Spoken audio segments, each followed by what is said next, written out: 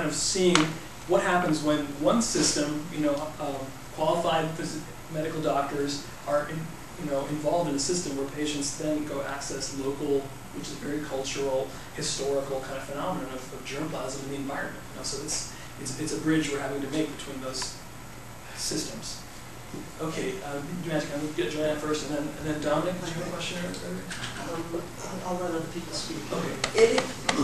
It just, from your map and such, it seems the West Coast, the left coast, the more correct coast.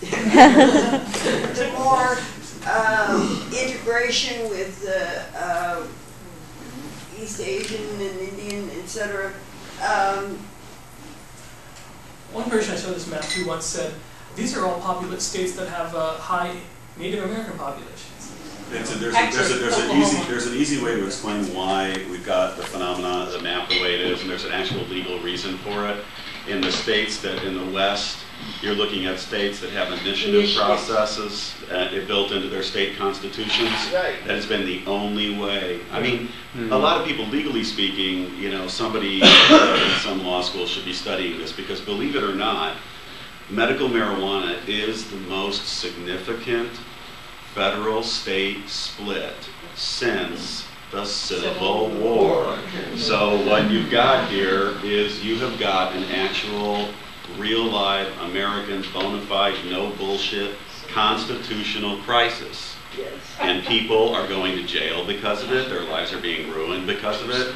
And this is because, again, every state that you see up there in the West, and with the exception of Hawaii, which was legislatively passed, all of those, and Nevada, all of those are, Nevada was Initiative 2, later ratified, New Mexico, all of those are initiatives. And that's where you see the possibility for change in the West built into the state's political systems. It's a saving grace, in my opinion, for the whole country.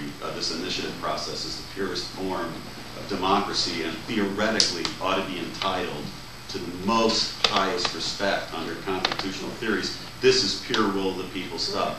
It should be effectuated by political leaders, not pissed on and denigrated. It should be the highest value that we have to effectuate these laws that are passed by initiative, period. We've also been, for the last 7.5 years, in kind of a state of weirdness. Terror. Okay. Because of the situation. Here's an answer to the last 3 questions. Okay. We have anti-marijuana laws initially because they had alcohol officers with nothing to do. Thanks for coming, Dick. That's how we got that situation. The reason is that the government has figured out we think too much. Because the Catholic Church said in the 13th century, they make the priests think about things they shouldn't have to think about. And I'm certain that the federal government's looking at that because we're the ones that sees George. Look at George, and he's drunk on stage, and he's the president. We can talk more about that. Magic, you had a question earlier? Well, not just a simple grandma of ganja. And it's just obvious to me as I was just sitting here listening to your presentation, the hypocrisy of all the laws and all the approaches. Is that just only obvious to me, or has this gone beyond? Almost all users. I mean, that's what are you saying? I mean, no, I'm not talking about it from a using perspective, although I have been known to inhale. But it just seems to me, even following the Women's Organization for National Prohibition Reform, which Grandma's Ganja is based on because of the hypocrisy of the 18th Amendment. But I'm just wondering, how come it isn't got, maybe Barney Franks has seen it, but you know what I mean? But there's not too many people that are making that argument. Or am I out of it? Yeah, that's right. I mean, the libertarian sect of the United States politics makes that argument. I think the power of the federal government has, since the FDR days, has expanded quite a bit. We now have endangered species laws, right? I mean, across all state lines, we have all sorts of people want to see more of a public health state.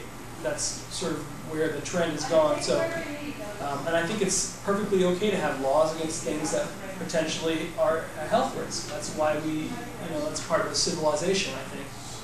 So that level of conversation is, I think, should always be there, but I don't think it's going to be the linchpin, because we prohibit all kinds of things now, and I think alcohol prohibition was not only was an experiment for cultural regulation of behaviors, but also kind of to see how far the federal government powers could go.